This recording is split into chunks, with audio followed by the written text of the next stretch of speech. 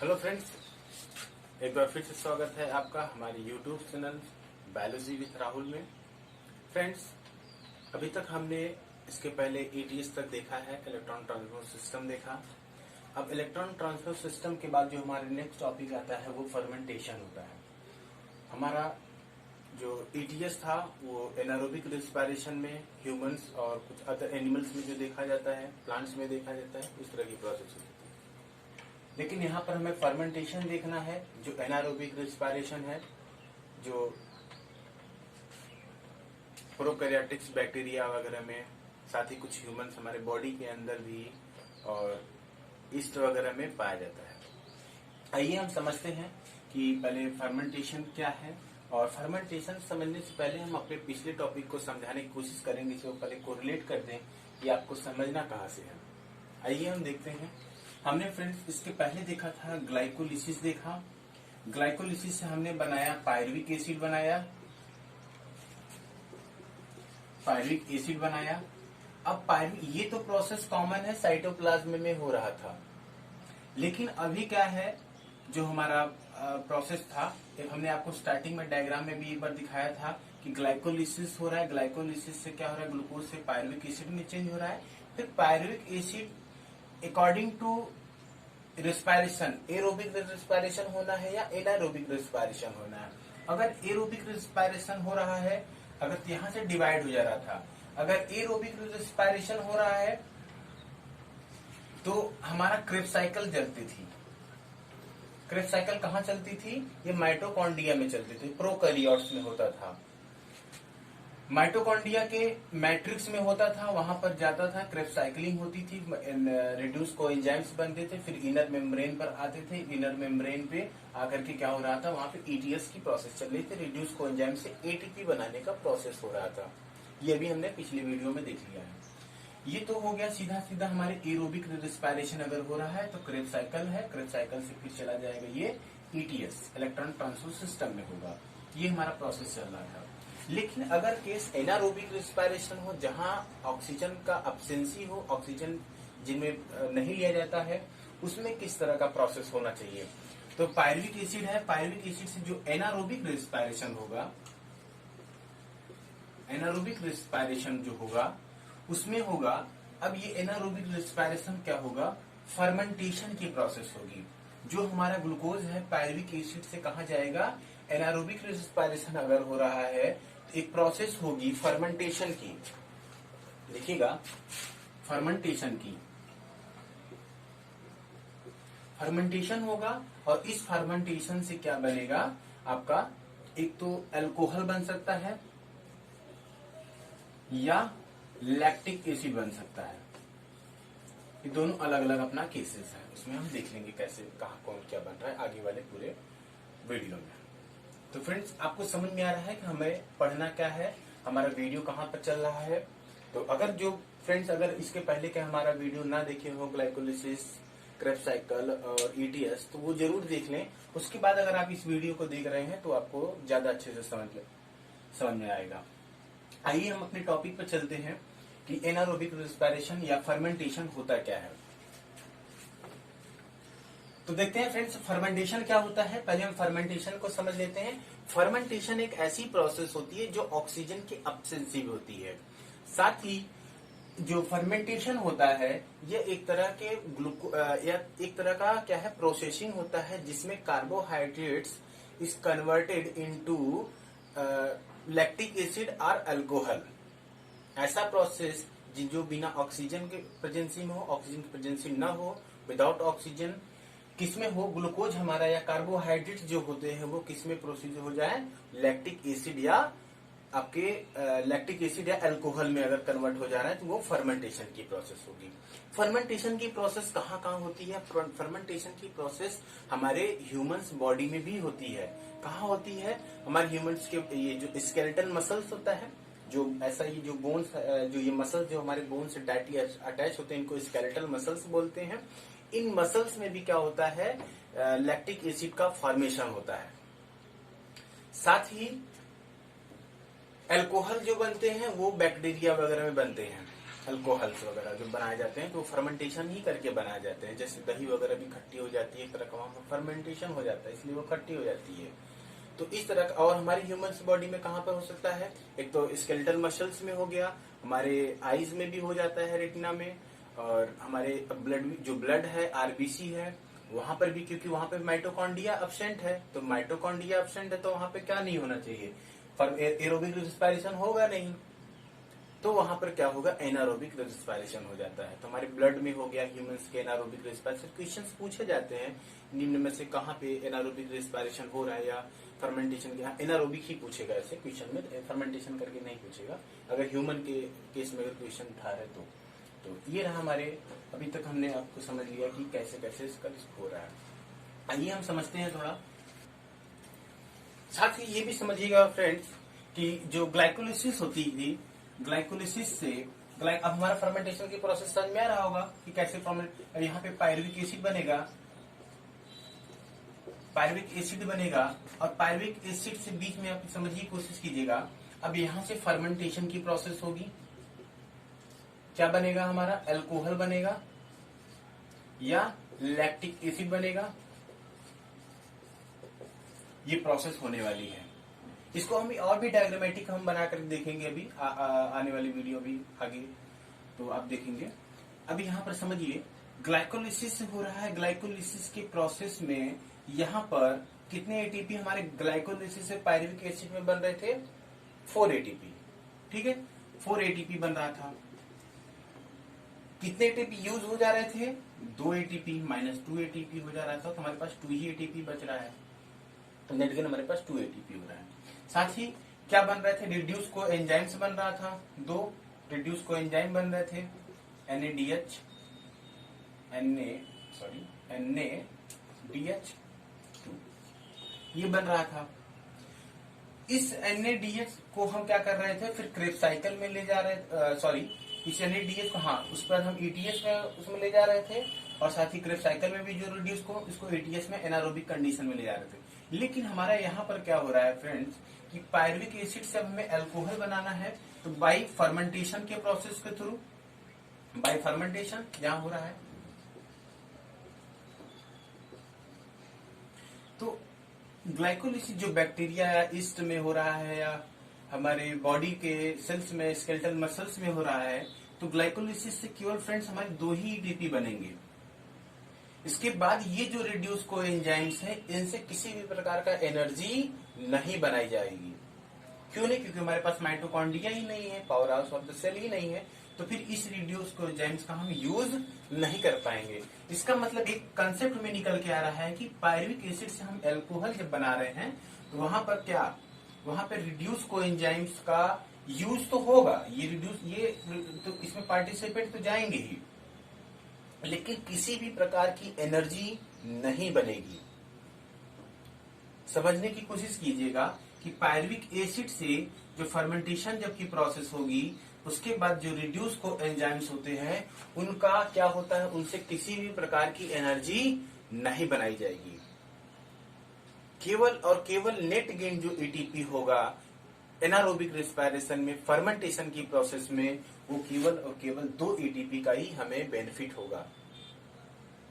इस रिड्यूस को एंजाइम्स को हम यूज नहीं कर पाए। क्यों, क्योंकि हमारे पास माइटोकॉन्ड्रिया नहीं, तो ऑक्सीडाइज करने का कोई भी मशीन हमारे पास सिस्टम फर्मेंटेशन के थ्रू नहीं, इसलिए हम इसका यूज नहीं पाए।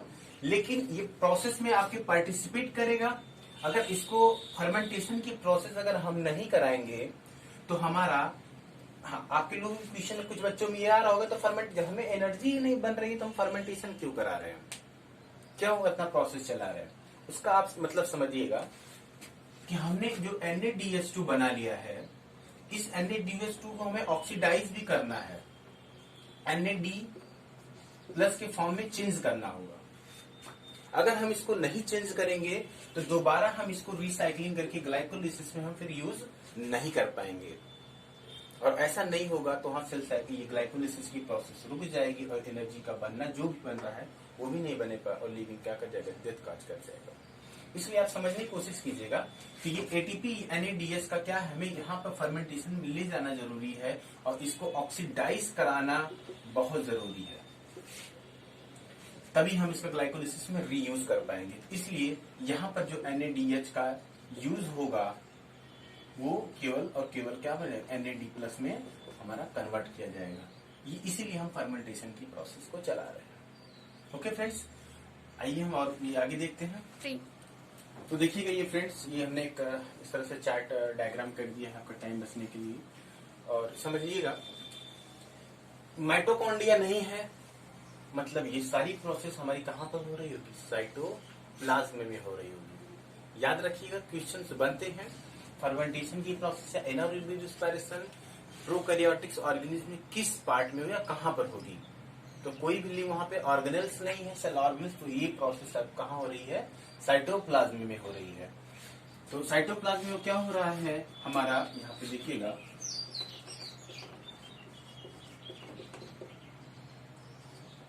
ग्लाइकोलिसिस होगा, ग्लाइकोलिसिस से आपका ग्लूकोज होगा, ग्लूकोज कन्वर्ट होकर के कहाँ आ रहा है, ग्लाइकोलिसिस ये प्रोसेस हो रही है। और ग्लाइकोलिसिस से होकर के प्रोसेस से क्या बन रहा है, पायरुविक एसिड हमारा बन रहा है। पायरुविक एसिड साइटोप्लाज्म में दो प्रोसेस वहां पर होगा। और पायरुविक एसिड अगर एनारोबिक होता तो क्रेश साइकिल चला जाता, लेकिन यहाँ एनारोबिक हो रहा है तो पायरुविक एसिड लैक्टिक एसिड बनाएगा या क्या बनाएगा, एथिल एल्कोहल्स बनाएगा। एथिल एल्कोहल पायरुविक एसिड से लैक्टिक एसिड कब बनेगा, जब बनेगा या पायरुविक एसिड जब लैक्टिक एसिड में कन्वर्ट होगा तो यहाँ पे जो NADH2 बना है ग्लाइकोलिसिस में वो किस में कन्वर्ट होगा, NAD में। और फिर ये NAD ग्लाइकोलिसिस के प्रोसेस में क्या करेगी, पार्टिसिपेट करेगी, फिर से NAD बना के और फिर ये कन्वर्ट हो जाएगा। तो यहाँ पे ये प्रोसेस ऐसे यूज होती रहती है। साथ ही जो हमारा 2 ATP बना है वो तो यूज होगा ही होगा। और जो क्योंकि हमें ये NAD फिर से रिड्यूस को ऑक्सीडाइज करना है, इसलिए हम फर्मेंटेशन की प्रोसेस कर रहे हैं, जहां पर ये पायरुविक एसिड किस में कन्वर्ट होता है, लैक्टिक एसिड में। देखिए 3 कार्बन आपको दिखाई दे रहा होगा, 2 पायरुविक एसिड होता है तो 3 कार्बन का ये भी होता है, 3 कार्बन का लैक्टिक एसिड भी है। इसका मतलब यहाँ पर इस पायरुविक एसिड से लैक्टिक एसिड बनने में किसी प्रकार का कार्बन का यूज नहीं हो रहा है, मतलब कोई प्रकार का डीकार्बोक्सिलेशन नहीं हो रहा था। हम यहाँ मैं लिख भी सकता हूँ नो CO2 रिलीज, यहाँ कोई भी प्रकार का CO2 रिलीज नहीं हो रहा है।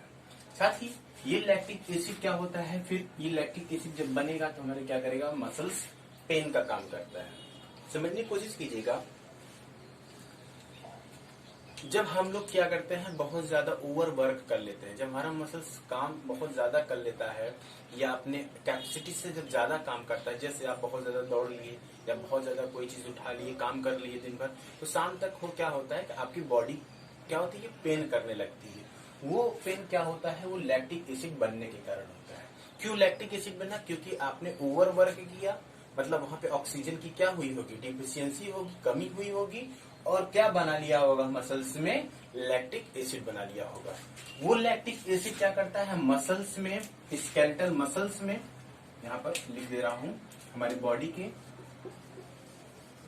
स्केलेटल मसल्स में क्या करेगा, जमा हो जाएगा, एक्यूमुलेट हो जाएगा,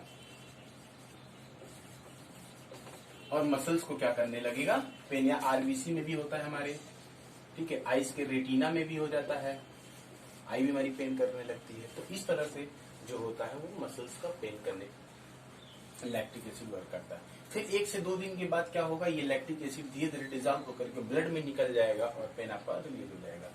सेकंड हम देखते हैं कि ये जो पायरुविक एसिड है, अगर एथिल अल्कोहल उसको बनना है तो एथिल अल्कोहल बनेगा तो यहाँ पे क्या होगा, देखिए पायरुविक एसिड का डीकार्बो, यहाँ पे एसिटाल्डिहाइड पहले बनेगा, फिर एसिटाल्डिहाइड कन्वर्ट होकर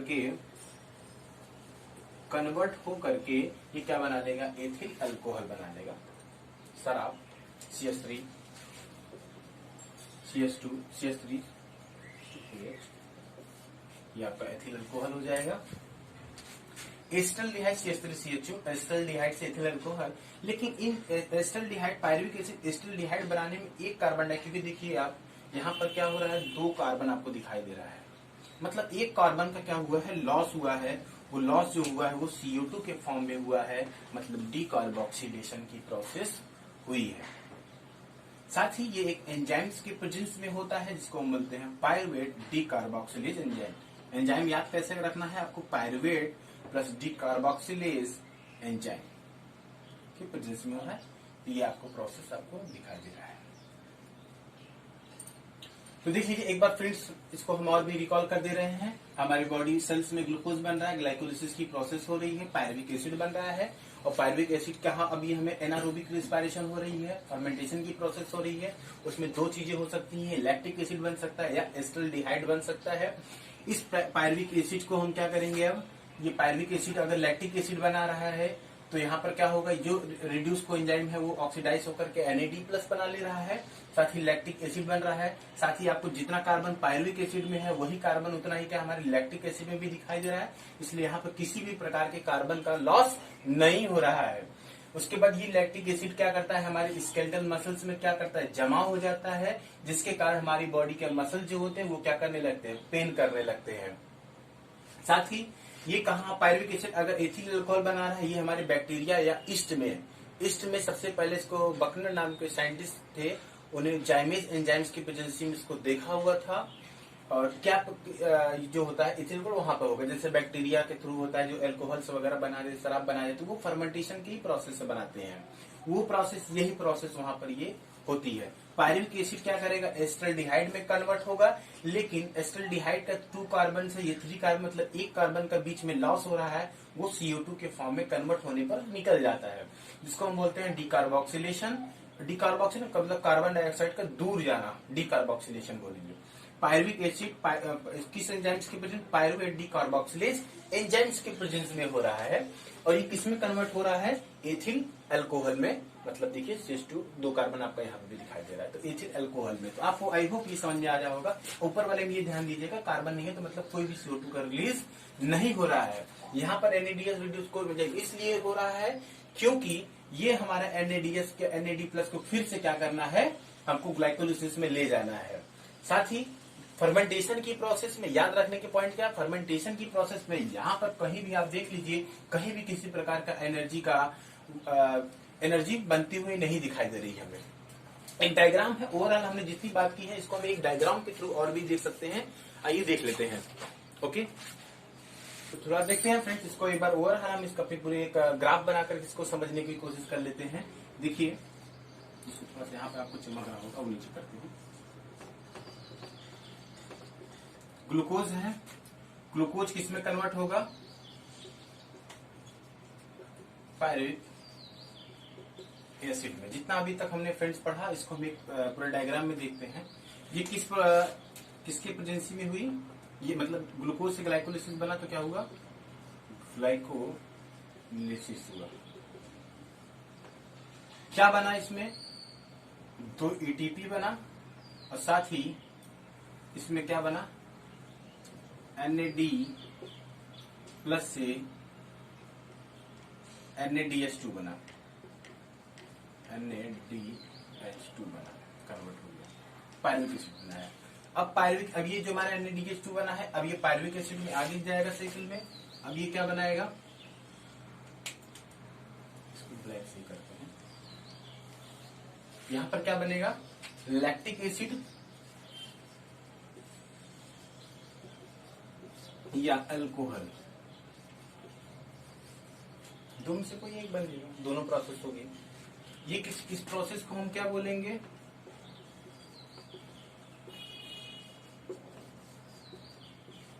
फर्मेंटेशन बोलेंगे। यहां पर क्या होगा,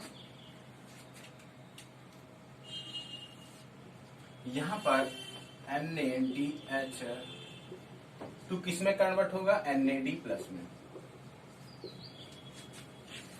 फिर ये NAD+ को क्या किया जाएगा, क्या पर लाया जा रहा है। जितना फ्रेंड्स अभी तक हमने आपको बताया उसका एक डायग्रामेटिक बता दे रहा हूँ, ये दिमाग में आप रखोगे तो हर चीज आपको क्लियर रहेगी।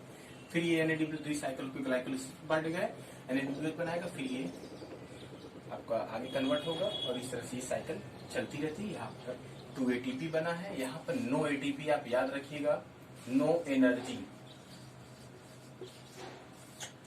कोई भी एनर्जी नहीं बनेगी, मतलब कोई भी ATP नहीं बनेगा। केवल और केवल फर्मेंटेशन की प्रोसेस में 2 ही एटीपी का फॉर्मेशन होता है। तो फ्रेंड्स, ये अभी तक का रहा हमारा फर्मेंटेशन या एनारोबिक रेस्पिरेशन होता है। इसके बाद हम और भी देखेंगे वीडियो, जो कोरी साइकिल्स, एचएमडी पाथवे, ये सभी हमारे सामने आने वाले हैं। साथ ही हम और भी क्वेश्चंस भी आपके लिए लाने वाले हैं कि डेली के बेस पर, कि डेली कम से कम आपको 10 क्वेश्चंस डेली बायोलॉजी के आपको कराया जाए। वो क्वेश्चन जो आने वाले, जो आए हुए प्रीवियस ईयर, जो हर कॉम्पिटिटिव एग्जाम्स में पूछे गए हैं, वो भी हम आपको स्टार्ट करने वाले हैं जल्दी। तो फ्रेंड्स, ये हमारा अभी तक कंप्लीट हो गया फर्मेंटेशन की प्रोसेस। अगर किसी को नहीं समझ में आ रहा है, कुछ नहीं आ रहा, तो हमें कमेंट में बताइएगा, तो उसको हम आपको और भी समझाने की कोशिश करेंगे। तो फ्रेंड्स, अगर ये वीडियो आपको अच्छा लगे तो हमारा चैनल जरूर सब्सक्राइब करें, लाइक करें, और साथ ही औरों में भी इसको क्या करें, शेयर करें, जिससे हर कोई को ज्ञान मिल सके। Okay friends.